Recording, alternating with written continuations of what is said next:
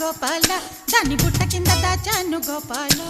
పుట్ట తేనె కావాల గోపాల దాన్ని ముంతలోన ఉంచాను గోపాల